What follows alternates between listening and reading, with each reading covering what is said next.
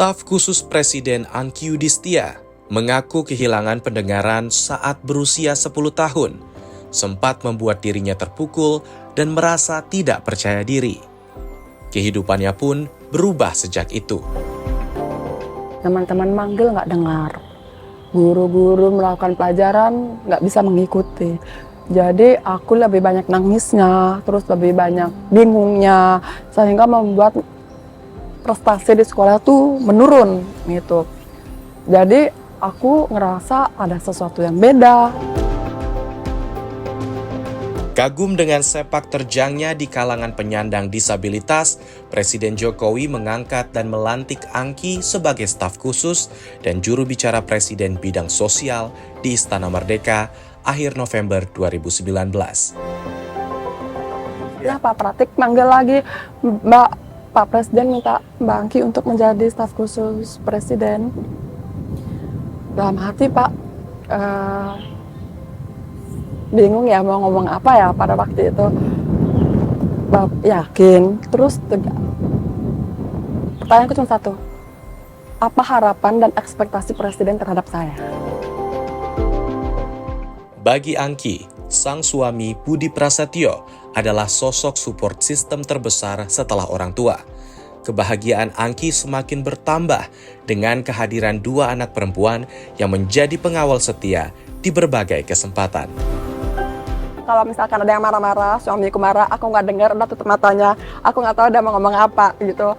Tapi yang paling lebih seru lagi, anakku dua, cewek dua-duanya, dan semuanya itu menjadi telingaku di rumah.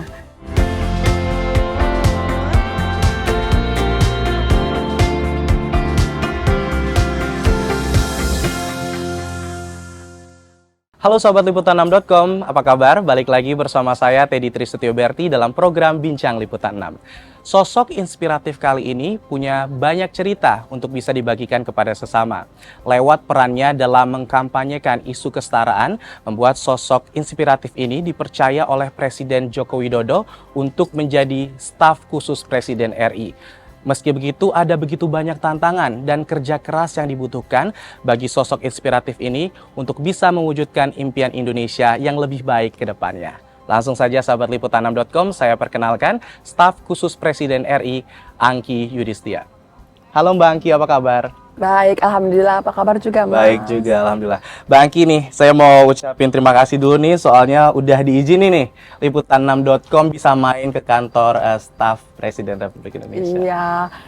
Selamat datang juga di sini. Cuacanya cerah, panas, tapi rindang karena kita ada pohon-pohonnya. Iya, jadi sahabat Liputan6.com, sekarang kita lagi di kompleks staf Presiden Republik Indonesia, lagi duduk di taman nih bareng Mbak Angky buat ngobrol-ngobrol nih. Iya. Mbak Angky, tadi saya sudah di awal singgung soal isu kesetaraan yang selama ini Mbak Angky kampanyekan kepada masyarakat Indonesia. Tapi sebelum jauh nih saya bertanya soal itu, bagaimana sih Mbak Angky keseharian seorang staf khusus Presiden? Bagaimana nih Mbak Angky memulai hari? Oke, bagaimana memulai hari? Saya memulai hari sebagai seorang perempuan dengan berkebutuhan khusus. Jadi saya ini adalah seorang penyandang disabilitas. Nggak terlalu kelihatan, tapi saya harus menggunakan alat bantu dengar sebentar. Oke. Jadi alat bantu dengar saya, Oke, jadi ini bisa membuat suara bisa terdengar lebih jelas sepertinya, Mbak? lebih kenceng. Lebih kenceng? Lebih besar. Karena kalau misalnya masalahnya saraf telinga, itu suara, semakin kenceng suara, itu makin susah untuk mendengar. Baik. Kecuali kalau memang permasalahannya itu di gendang telinga, semakin kenceng gas, semakin bisa denger gitu. Tapi saya menggunakan alat bantu dengar ini, tapi juga harus dibantu dengan gerakan bibirnya. Oke, jadi selain menggunakan alat bantu dengar ini harus memperhatikan gerak bibir juga, Mbak ya? Betul. Kalau misalkan saya pakai masker nih, berarti? Nah, itu dia. Susah Susah ya? kan? Tapi pada waktu pandemi kemarin itu adalah tantangan yang paling susah banget. Tapi beruntung teknologi itu semakin canggih. Sekarang ini ada teknologi dari suara tuh menjadi tulisan. Jadi bentukannya handphone dari suara kita menjadi tulisan. Jadi teknologi itu sekarang sudah canggih banget. Ketika semua orang pada pakai masker, saya sodorin aja. Coba, Mas ngomong apa aja. Halo Mbak Angky, apa kabar? jelas ya sahabat liputan6.com lewat teknologi yang disampaikan oleh Mbak Angki tadi. Ini bisa tertulis nih dengan jelas dan bisa membantu teman-teman difabel seperti itu ya, Mbak. Jadi ini sangat membantu banget karena walaupun kalau misalkan kita dalam suatu kondisi tidak ada juru bahasa isyarat, misalnya rapat dengan Pak Presiden, misalnya rapat dengan para menteri gitu. Kan ada kondisi-kondisi di mana ya memang kita tidak bisa memanggil orang luar gitu. Apalagi makanya juru bahasa isyarat itu sangat sulit di saat area-area sini. Jadi beruntung ada teknologi ini. Jadi saya bilang, Pak, ngomongnya ditaruh di sebelah Bapak aja ya gitu. Jadi udah sama kayak wartawan loh. Ya udah, benar. Sama nih kita selalu nyodor-nyodorin rekaman ya, doorstop. Mbak Angki, saya mau tanya nih. Ketika pertama kali Mbak Angki menyadari bahwa umur 10 tahun pendengarannya sudah mengalami gangguan, bagaimana Mbak Angki waktu itu merespon kondisi tersebut, Mbak? 10 tahun. Jadi flashback dulu. Jadi ketika umur 10 tahun tuh buat aku kecil itu sih nggak kerasa terlalu signifikan karena memang nggak ada sesuatu yang berasa sakit gitu, nggak ada gitu. Tapi yang membuat aku merasa berbeda dengan orang lain itu adalah ketika di sekolah. Teman-teman manggil nggak dengar. Guru-guru melakukan pelajaran nggak bisa mengikuti. Jadi aku lebih banyak nangisnya, terus lebih banyak bingungnya, sehingga membuat prestasi di sekolah tuh menurun gitu. Jadi aku ngerasa ada sesuatu yang beda, jadi ceritalah aku sama mama. Nah, mama juga dipanggil di sekolah, karena kok kenapa sih anaknya benar-benar nggak ada progres atau segala macam gitu. Akhirnya diperiksa di dokter THT. Nah, pas diperiksa dokter THT itu ternyata memang ada permasalahan di telinga. Dan makin hari itu bukan makin membaik, tapi malah makin drop gitu. Jadi itu yang ngerasa aku bahwa kok aku berbeda ya sama orang, tapi karena aku terlahir seperti biasa dengar gitu, kok di umur 10 tahun itu di masa-masa mau remaja kok aku beda gitu dengan orang lain. Jadi sehingga membuat aku tuh insecure. Aku tuh lebih takut ketemu sama orang, aku lebih nggak mau ketemu banyak orang karena kan aku harus menggunakan alat bantu dengar. Dulu sebelum pakai jilbab kan alat bantu dengarnya kan kelihatan gitu kan. Orang-orang suka nanya kenapa sih, apa sih yang dalam telinganya, kan belum se-open minded seperti sekarang gitu. Tuh jadi yang ngerasa aku tuh ngerasa menjadi anak remaja yang insecure gitu. Aku nggak tahu hidup aku tuh mau ngapain. Berarti momen-momen tersulit itu ketika masih berumur 10 tahun itu ya, Mbak ya? Yes, tapi apa yang bisa membuat aku bertahan itu adalah pertama, temen yang baik. Di saat teman-teman yang jahat, karena itu ngebully kan. Aku sering banget dibully pada waktu itu. Orang-orang suka bisik-bisik, si Angki kan nggak denger gosip, gibah di sekolah itu banyak. Kalau Angki tuh nggak bisa denger gitu. Itu kan membuat mental aku kan makin drop gitu. Dan tapi yang membuat aku bertahan itu adalah orang tua, mama khususnya, bapakku. Itu tidak menyembunyikan aku di rumah. Masih banyak orang-orang yang merasa kalau anaknya beda dari yang lain, itu udahlah di rumah aja, gak boleh ngapa-ngapain. Tapi mama aku itu memberikan aku kesempatan untuk mengupgrade skill dari sedini mungkin. Jadi dari pulang sekolah, aku les. Dari Senin sampai Jumat semuanya, les ngaji, les bahasa Inggris, les pelajaran, les semua. Karena kenapa? Supaya aku itu tidak terpaku dengan satu titik dengan kondisiku, tapi berusaha untuk mengupgrade skill. Supaya gimana tumbuh menjadi anak yang lebih percaya diri. Itu yang membuat aku salut banget sama mamaku. Saya thank you buat mama, bapak, dan keluarga mamaku dan bapakku tuh yang menerima aku apa adanya. Nah, selain keluarga, pasti kan juga ada teman-teman ya, Mbak Angki ya, untuk mendorong Mbak Angki menjadi sosok yang lebih baik lagi. Bagaimana nih konkretnya teman-teman dalam menyemangati Mbak Angki dalam kondisi tersebut? Di usiaku sekarang, 36 tahun, aku masih berteman dengan teman yang baik dari aku kecil. Jadi dari teman SMP, teman SMA, teman kuliah, itu masih aku temui sampai sekarang. Karena kenapa? Sebagai bentuk saya thank you buat teman-teman aku, karena mereka itu melindungi, karena mereka itu berteman aku apa adanya, bukan karena ada apanya gitu. Jadi aku tuh yakin orang-orang yang baik itu adalah orang-orang yang tulus gitu. Jadi inilah bentuk pertemanan gitu. Jadi aku ngerasa bahwa aku bisa seperti saat ini adalah orang-orang circle yang baik.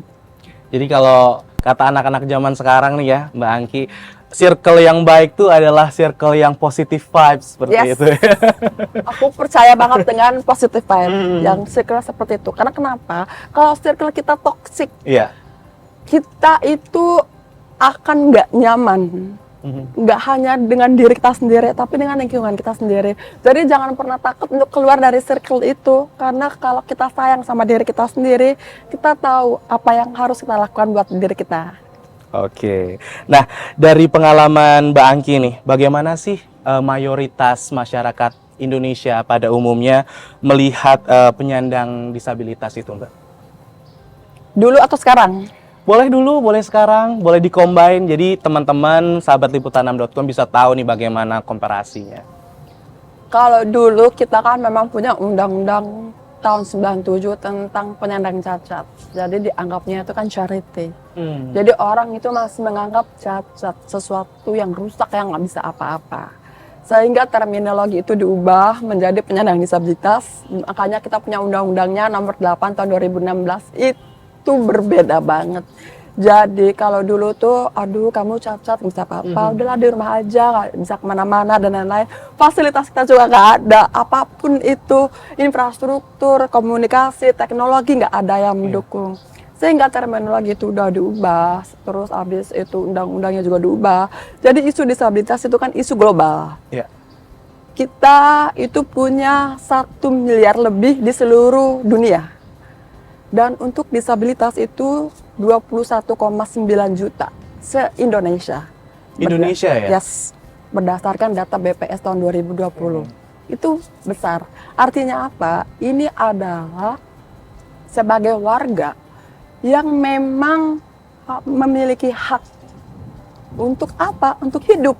Itu makanya ada peraturan dan kebijakannya. Undang-undang kita nomor 8 tahun 2016 tentang penyandang disabilitas itu kan dari hulu ke hilir ya. Iya. Dari pendataan, infrastruktur, pendidikan, ekonomi, kesehatan, dan semua tuh kita diatur. Sehingga apa? Perlahan-lahan awareness-nya itu akan yang tadinya negatif menjadi empower. Iya. Iya kan? Jadi penyandang disabilitas yang tadi sulit mendapatkan sekolah, sekarang sekolah inklusi juga udah mulai semakin berkembang. Sekolah luar biasa juga semakin banyak. Kalau dulu aku cari sekolah luar biasa tuh susah banget, ya kan? Sekolah umum yang ngerti disabilitas tuh juga nggak ada. Sekarang juga guru-guru untuk pendidikan khusus itu juga ada, karena kita ada jurusan pendidikan khusus di pendidikan. Iya. Terus kita melihat beberapa fasilitas-fasilitas umum yang dulu tuh hampir minim banget, nggak ada. Sekarang walaupun belum sempurna, tapi setidaknya kita mulai, ya kan? Terus secara awareness masyarakat dari orang yang nggak mau ngomongin, terus jadi ngomongin, orang mengempower, minimal pertanyaan apa yang bisa saya lakukan untuk teman penyandang disabilitas. Itu kan inisiatifnya datang dari diri masing-masing. Dan saya merasa melihat bahwa progresnya ini cukup signifikan yang kita bisa lihat untuk menuju Indonesia yang lebih ramah terhadap penyandang disabilitas. Dari yang Mbak Angki nih, sahabat liputan6.com sampaikan tadi bahwa jelas ya Mbak Angki, Indonesia ini kan sudah semakin baik ya dalam menerima teman-teman difabel. Nah, tapi saya juga satu sisi masih membayangin sih Mbak Angki, bagaimana teman-teman difabel yang ada di luar kota, yang di daerah, tentu aksesnya ini pasti masih sangat minim ya. Tapi dari sini terpilihnya Mbak Angki sebagai staf sus Presiden Jokowi tentu bisa memberikan masukan ya ke Presiden Jokowi soal isu-isu disabilitas ini. Nah, Mbak Angki, saya mau tanya lagi soal pertanyaan yang lain. Apakah ada nih diskriminasi yang pernah Mbak Angki terima dalam beraktivitas di luar rumah, seperti contoh ketika mengikuti kompetisi yang besar seperti Abang None Jakarta atau saat bekerja di perusahaan? Diskriminasi sebenarnya nggak usah saat berkompetisi atau pekerjaan. Sehari-hari aja mungkin ya yang kita lihat itu masih terlihat. Kalau memang misalnya kita keluar terus habis itu informasinya tidak ada teks di suatu infrastruktur. Itu kan jadi nggak tahu informasinya itu apa. Mau nanya orang kan suka refleks. Makanya dari tadi dengerin, gitu kan. Sederhana sih, tapi kan yang buat aku, ya gue kalau bisa denger Yes, ya, ya. gue juga tahu itu apa informasinya. Tapi kan nggak salah ya gue nggak bisa denger, gimana dong, gitu kan. Tapi kita mau kecewa tuh mau gimana, gitu. Kayaknya aku nggak ada waktu untuk bisa marah balik sama orang itu, karena aku mencari cara gimana untuk bisa mendapatkan informasi itu. Sehingga yang membuat aku itu adalah beruntung di saat momentum sekarang zilenial itu punya teknologi. Semua informasi itu semua ada di sini. Berita kita udah lihat, tulisan. Mau nyari informasi apapun semua tuh ada di sini. Jadi itu aku ngerasa hidup diskriminasi yang dulu sampai sekarang itu berasa. Tapi mungkin apa karena aku tinggal di kota besar kali ya.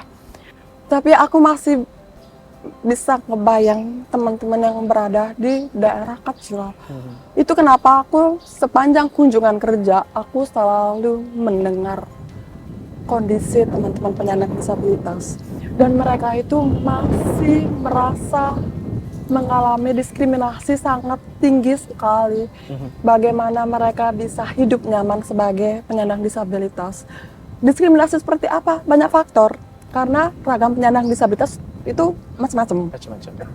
Sensorik, motorik, intelektual, mental, ganda. Apalagi kalau ganda nggak bisa dengar, nggak bisa lihat. Kondisi-kondisi kita itu infrastruktur dan lain-lain itu memang belum maksimal. Pusat, daerah belum maksimal. Memang perlu kerja keras super ekstra.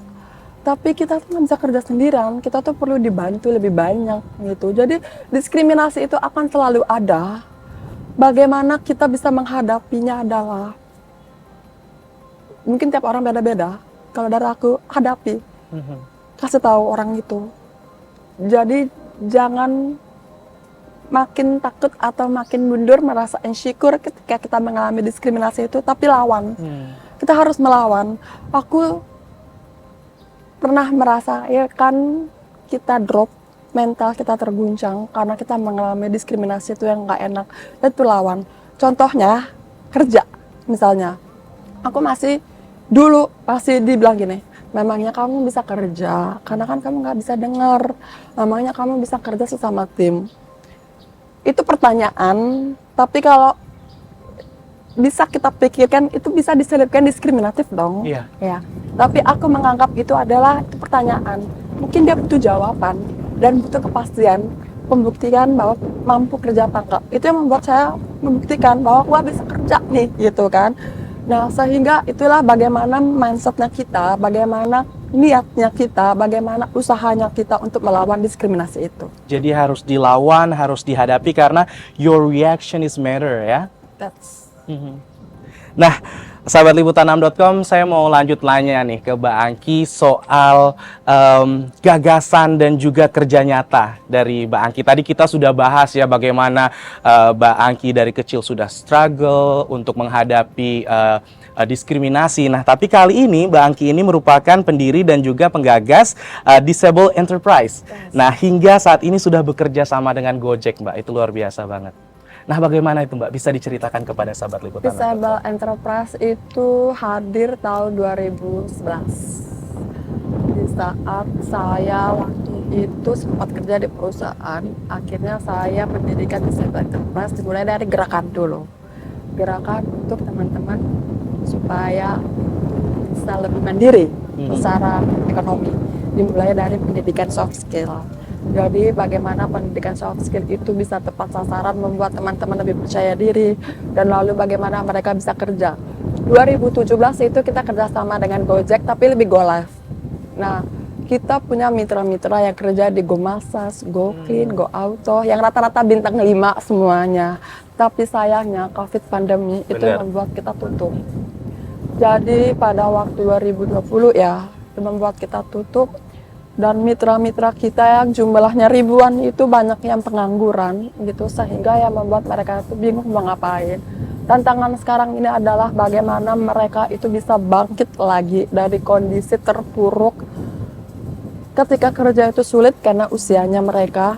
Tapi sekarang saatnya ini adalah mereka itu mandiri secara ekonomi dengan menjadi UMKM. Jadi kita latih dengan proses yang sama pada waktu itu kita latih mereka secara vokasi, lalu kita pendampingan dan sekarang kita berikan permodalan buat mereka. Jadi programnya terus berjalan ya Mbak, walaupun kemarin isu pandemi menimpa kita semua dan kita tahu betul bahwa mungkin ini juga berdampak bagi teman-teman yang ada di Disable Enterprise. Betul, karena dulu 12 tahun Mas. Iya, betul. 12 tahun, jadi itu adalah konsistensi yang tidak mungkin kita berhenti begitu aja. Dan ini jatuhnya membuat Disable Enterprise bisa lebih kuat lagi ya Mbak ya ke depannya. Ya seharusnya, karena kita mungkin belajar dari yang dulu sehingga memperkuat untuk teman-teman itu bisa lebih mandiri. Gitu, oke. Mantap nih Mbak Angki.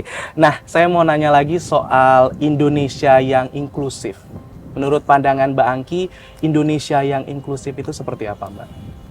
Inklusivitas, kalau kita tahu arti dari inklusivitas itu adalah pengakuan atas perbedaan atau keberagaman, ya kan. Jadi kalau kita dianggap eksklusif karena dulu khusus gitu, tapi bagaimana inklusivitas? Artinya apapun programnya, apapun pembangunannya, penyandang disabilitas itu ada di dalamnya. Jadi tidak terpisahkan. Itu adalah sebagai bentuk pengakuan. Penyandang disabilitas itu harus diakui. Jadi kalau kita lihat setiap kerja karyawan penyandang disabilitas, kita punya peraturannya, wajib untuk menerima penyandang disabilitas untuk swasta 1%. Untuk pemerintah BUMN 2%. Itu kan bentuk satu inklusivitas untuk berada di tengah-tengah. Itu termasuk juga dong dengan transportasi umum, termasuk dengan sekolah dan segala macam, bahwa kelompok penyandang disabilitas itu ada dan bagaimana bisa mendapatkan haknya untuk memperoleh fasilitas-fasilitas itu. Oke. Nah, Mbak Angki, saya mau tanya lagi soal dunia kerja yang inklusif itu kan juga harus ditunjang ya dengan pendidikan yang juga inklusif. Nah, bagaimana Mbak Angki melihat pendidikan di Indonesia secara umum serta akses pendidikan bagi penyandang disabilitas secara khusus? Oke, kita bicara tentang kebijakan keseluruhannya dulu ya. 2019 hingga tahun 2020 Pak Presiden itu telah mensahkan sebanyak 7 peraturan pemerintah dan 2 peraturan presiden. Artinya ini adalah bentuk perhatian beliau kepada penyandang disabilitas yang jumlahnya sangat fantastis seperti ini. Dan itu kita punya RIPD atau Rancangan Induk Penyandang Disabilitas.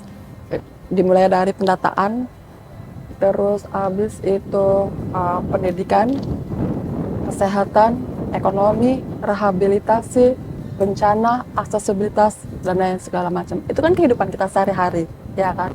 Artinya sektor leadingnya ini tidak hanya di sosial, tapi juga human right, semua multisektoral, gitu.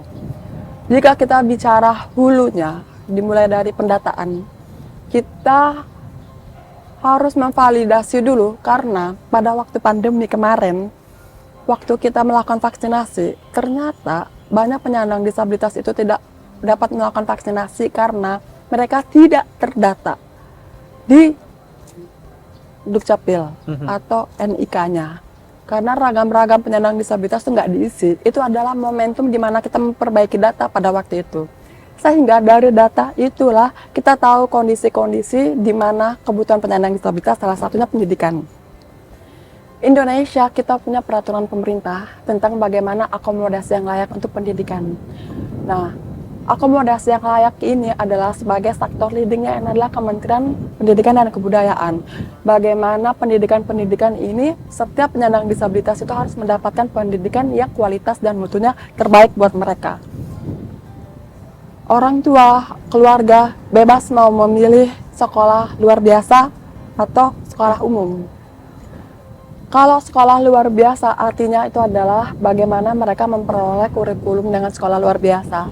Sekolah umum dengan berbagai fasilitasnya. Nah, artinya pendidikan ini adalah terus diusahakan yang terbaik untuk penyandang disabilitas. Oke Mbak Angki, ini Selain saya bangga juga kepada Mbak Angki sebagai staf khusus Presiden Republik Indonesia Bapak Joko Widodo, kita di media sosial kemudian juga di media dan juga pemberitaan saat ini bangga juga loh Mbak. Bahwa banyak sekali anak-anak Indonesia, mereka difabel tapi mereka berprestasi. Contohnya ini di kancah internasional sudah ada Surya Sahetapi dan juga Putri Aryani. Kita tahu ya Mbak ya, Putri Aryani saat itu bisa meraih Golden Buzzer dari Simon di American Got Talent. Apakah kedepannya Mbak Angki ini ada rencana nih Mbak untuk berkolaborasi dengan anak-anak bangsa yang berprestasi ini? Oke, kalau kita lihat tentang sosok publik yang saat ini sangat berprestasi, yang kita lihat saat ini, tapi sebenarnya kita punya histori. Mereka bisa saat ini kita kembangin bertahun-tahun sebelumnya. Jadi untuk Putri Aryani, Surya Sahetapi, saya udah kenal mereka dari tahun-tahun sebelumnya, di mana kita berjuang banyak. Jadi ketika mereka lihat, yang dilihat oleh banyak pemirsa, dilihat oleh banyak orang itu adalah bentuk konsisten kerja keras mereka. Padahal dulu kita tahu perjuangannya kita sangat luar biasa. Saya tahu banget Surya dari dulu cita-citanya adalah seorang guru.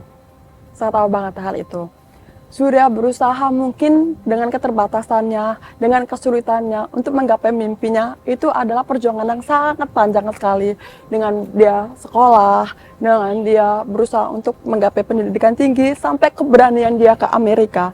Itu kan bukan sesuatu yang gampang. Pergi sendiri loh, ya kan? Sehingga sekarang dia bisa lulus S2 dan sekarang udah jadi dosen. Artinya adalah mimpinya terwujud. Nah, Putri kita kenal pada waktu ASEAN Para Games. Dulu tahun 2018. 2018 ya. Masih kecil sekali, masih SD ya kalau nggak salah ya waktu itu. SD atau SMP itu masih sangat kecil. Sekarang 17 tahun dia, berarti balik lagi 5 tahun yang lalu 12 tahun ya. Dia, betul 12 tahun. SMP masih sangat kecil gitu. Tapi setelah dari situ konsistensi latihannya, konsistensi selalu memberikan yang terbaik di Instagramnya, dan kita tuh selalu bersinergi bersama pada dari dulu sampai sekarang, sehingga menjadi sampai statementnya Putri nggak bisa melihat tapi semua dunia melihat. Itu adalah bentuk kerja keras yang perlu diapresiasi. Ketika melihat mereka semua di sini adalah kebanggaan kami semua. Untuk berkolaborasi itu sudah pasti karena kan sudah dari dulu sampai sekarang. Sekarang adalah momentum mereka telah menggapai cita-citanya, menikmati hari-harinya, menjalankan cita-citanya. Tinggal bagaimana mereka terus berkonsentrasi. Sebaik-baiknya manusia adalah yang bermanfaat buat orang.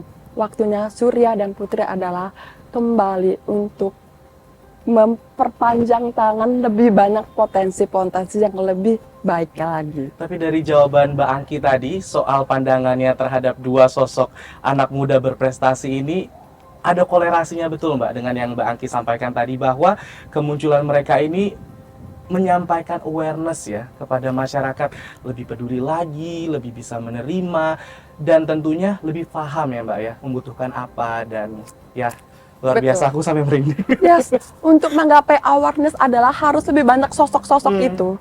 Jadi dengan kita didorongnya kebijakan-kebijakan yang ada, bagaimana pandangan masyarakat, bagaimana semua, dan kita juga jangan lupa untuk terus meningkatkan potensi-potensi penyandang disabilitas. Semakin banyak itu membuktikan bahwa penyandang disabilitas itu bisa dan mampu. Mampu ya, harus kuat. Pokoknya generasi Indonesia harus kuat. Yes. Oke nih Mbak Angki, tadi saya sudah tanya soal Disable Enterprise. Kali ini saya juga mau nanya nih soal pencapaian luar biasa juga dari Mbak Angki ketika terpilih menjadi staf khusus Presiden Joko Widodo. Dan itu kan sangat viral waktu itu Mbak.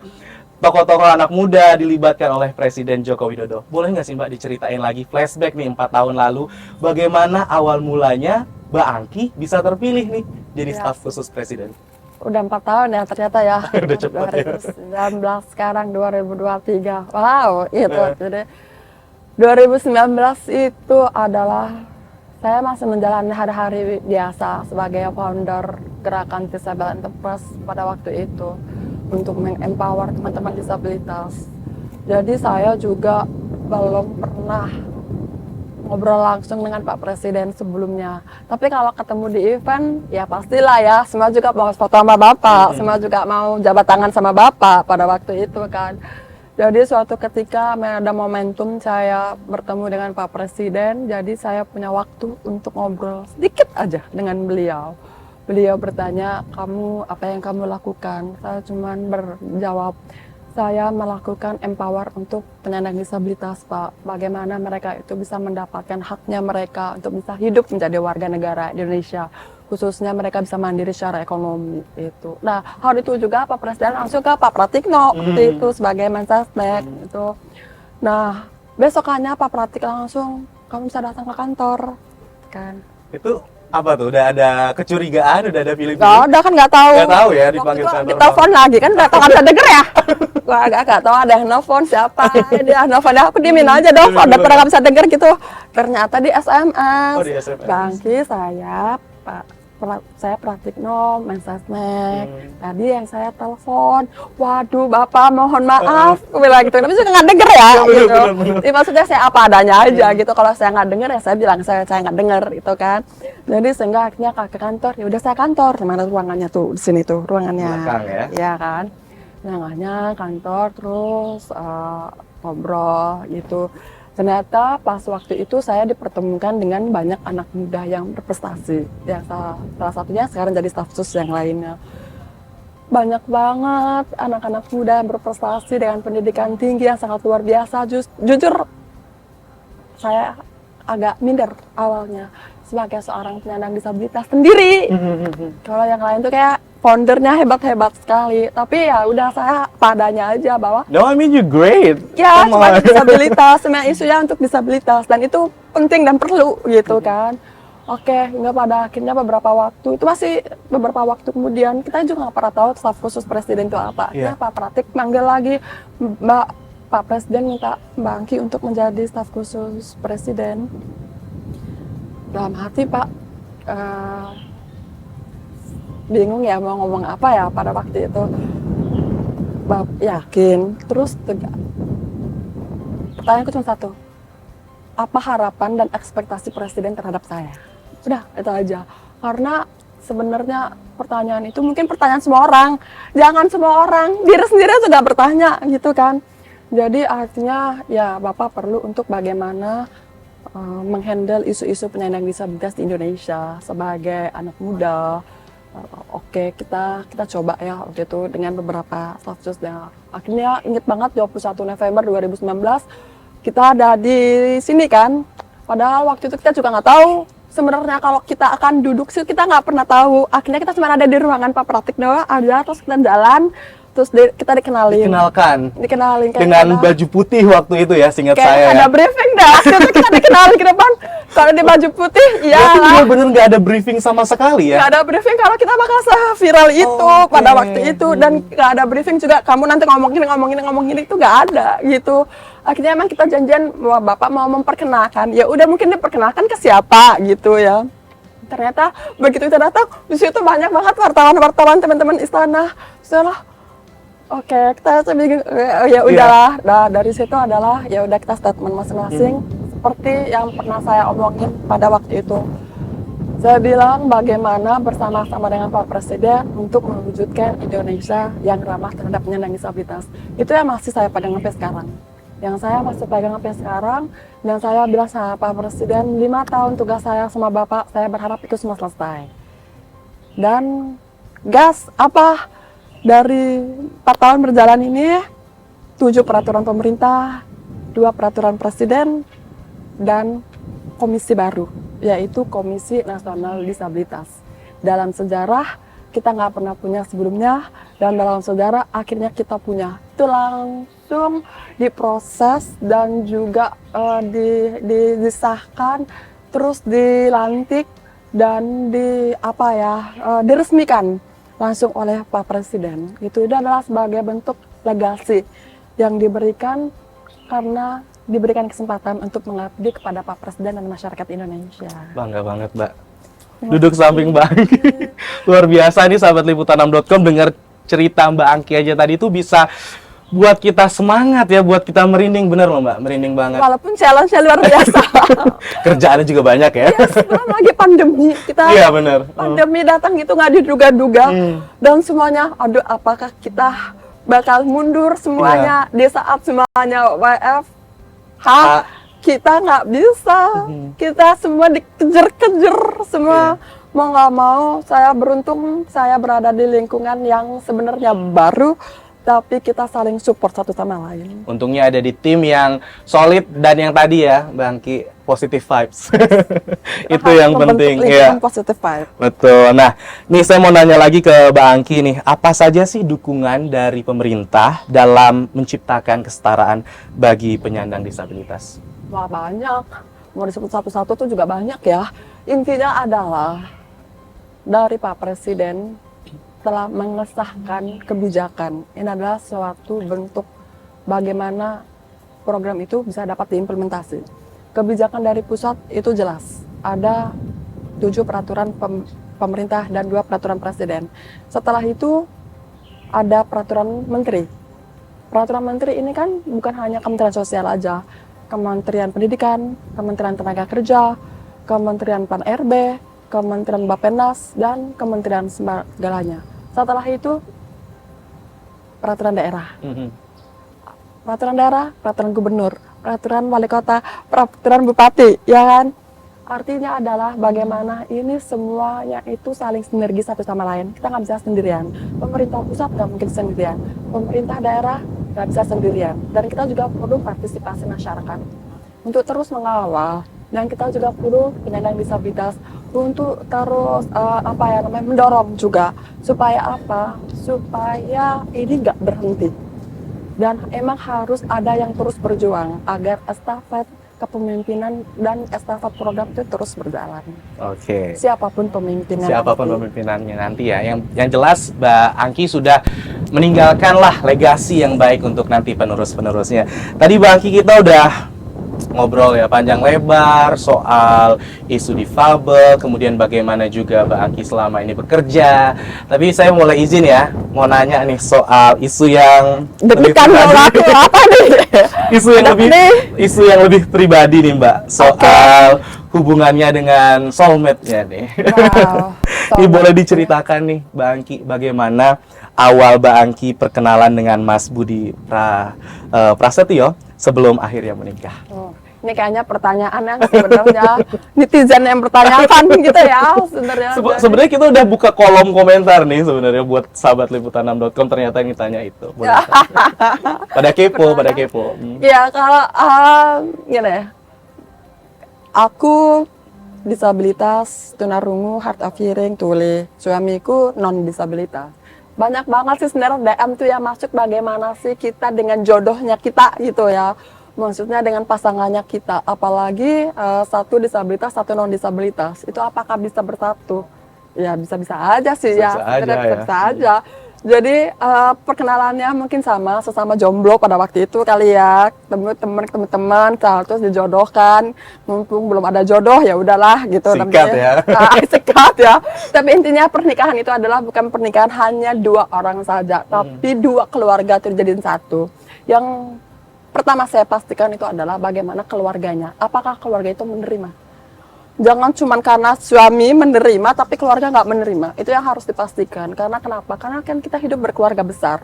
Jadi ketika pihak mertua saya, ipar saya itu menerima dengan baik, itu kan suatu pendekatan awalnya itu yang membuat saya, oh ya udahlah, ayo akhirnya kita tujuannya adalah untuk menikah gitu. Jadi apalagi udah satu disabilitas, satu non disabilitas, satu ekstrovert mentok, satu introvert gitu ya, satu introvert. Tapi itulah kita gitu, walaupun berbeda tapi ternyata bersatu gitu ya. Tapi intinya adalah serunya adalah ketika kalau misalkan ada yang marah-marah, suamiku marah, aku nggak dengar, udah tutup matanya, aku nggak tahu dia mau ngomong apa gitu. Tapi yang paling lebih seru lagi anakku 2, cewek dua-duanya, dan semuanya itu menjadi telingaku di rumah. Jadi kalau misalkan ada yang paket datang ke rumah, aku nggak bisa dengar, anakku yang bilang, Mami ada paket datang gitu. Mami belanja apa lagi nih ya? Kalau ada paketnya datang gitu. Jadi apalagi kalau tempat umum. Suami aku tahu aku tuh paling takut kalau misalkan di saat pandemi gitu, semua tempat umum udah aku nggak bisa dengar. Tapi mereka, suamiku dan anak-anakku tuh tahu di saat aku nggak bisa dengar, mereka dengan senang hati menjadi telinga, mentranslate lagi. Pelanggan aku yang pertama ya, Anjung tahu banget mbak-mbaknya tuh kan sekarang pada masih pakai masker tuh. Aduh, nih ngomong apa? Terus anakku bilang, Mami, kata mbaknya, ada mau dipilih lagi nggak? Gitu. Jadi nggak usah takut gitu, maksudnya jodoh udah diatur, jodoh rezeki semua tuh udah diatur, jalanin aja. Penyempurna Mbak Angki ya anak-anaknya. Yes, betul, penyempurna. Jadi aku ngerasa aku nggak harus mengejar kesempurnaan di dunia ini, karena ketidaksempurnaan aku itu dilengkapi dengan lingkungan kita sekitar gitu. Jadi yang ngerasa kenapa kalau aku sekarang ngejalanin hidup, ya aku ngejalanin hidup seperti biasa aja. Aku nggak harus jadi orang lain, aku juga nggak harus berlomba-lomba untuk menggapai apa yang aku sebenarnya nggak mampu gitu, tapi itulah menyempurnakan kondisi-kondisi dengan orang terdekat kita. Iya, menarik nih tadi sahabat liputan6.com Mbak Angki bilang bahwa Mbak Angki ini ekstrovert mentok, terus Mas Budi juga introvert mentok ya. Nah, pertanyaan saya ini ada dua cabang. Apa itu? Pertama, apa yang membuat Mbak Angki kemudian yakin waktu itu menikah dengan Mas Budi? Dan yang kedua, siapa sih yang nembak duluan, Mbak Angki apa Mas Budi? Mas Budi lah, aku. Kan banyak tuh cewek-cewek sekarang mulai nembak loh. Itu karena ada drakor aja drama Korea. Banyak tips dan triknya di situ. Mas Budi lah. Mas Budi gitu. Ya. Jadi pada waktu itu aku kenal sama Mas Budi itu lagi bikin buku pertama. Itu aku inget banget di suatu kafe di Pak Lima Polim itu. Apa tuh nama kafenya? 24/7 bener ya? Oh, udah lahir belum ya? Oh, udah lahir belum? Jadi di Pak Lima Polim waktu itu ada kafe, terus akhir itu datang pertama kali karena dikenalin, terus aku lagi bikin buku pertama. Judul buku itu Perempuan Tunarungu Menembus Batas. Itu sudahlah ngobrol-ngobrol, terus habis itu dia mendukung. Intinya adalah Mas Budi tahu itu aku orang yang bisa diem. Aku komunikasi paling utama ya. Terus abis itu kalau mau ke jenjang serius dia nerima nggak kalau aku kerja. Mungkin ada yang keberatan aku kerja atau apa segala macam. Biar gimana pun rezeki istri itu ada di doa suami. Rezeki suami ada di doa istri. Jadi kita selalu bilang selalu saling mendoakan satu sama lain. Gimana pun karakter kita masing-masing, ya kan? Gimana pun dunia kita masing-masing. Intinya paling utama adalah ketika aku bisa sampai di titik ini itu adalah karena suami. Mama aku selalu bilang, ketika mama melepaskan kamu menjadi seorang istri, tanggung jawab kamu itu bukan di orang tua lagi, tapi tanggung jawab kamu itu ada di suaminya kamu. Jadi kamu harus baik sama suaminya kamu. Jadi bisa bayangin kan, introvert dan ekstrovertnya jadi satu. Udahlah sebagai istri, nurut aja, berkahnya istri ada di suami juga. Iya. Gitu. Aduh, udah panjang nih ya Mbak Angki kita ngobrol-ngobrol, kemudian juga terakhir sempat curhat dikit ya. Nah, ini pertanyaan terakhir nih Mbak Angki sebelum kita menutup bincang liputan 6 kali ini. Nanti tanggal 3 Desember ini kan kita akan merayakan Hari Disabilitas. Nah, apa pesan Mbak Angki untuk teman-teman difabel? Pesanku, never give up. Jangan pernah nyerah apapun kondisinya. Karena kita tahu bahwa memang semua hal tidak ada yang sempurna, tapi setidaknya kita mulai dan saling menyempurnakan. Terima kasih Mbak Angki sudah menyediakan waktunya untuk sahabat liputan6.com yang ada di rumah, dan tentunya semoga apa yang disampaikan oleh Mbak Angki tadi bisa menjadi inspirasi dan pelajaran baik bagi kita semua. Saya Teddy Trisetyo Berti mewakili seluruh kru yang bertugas dalam program Bincang Liputan 6 undur diri dan sampai jumpa. Thank you. Sama-sama. Sama-sama.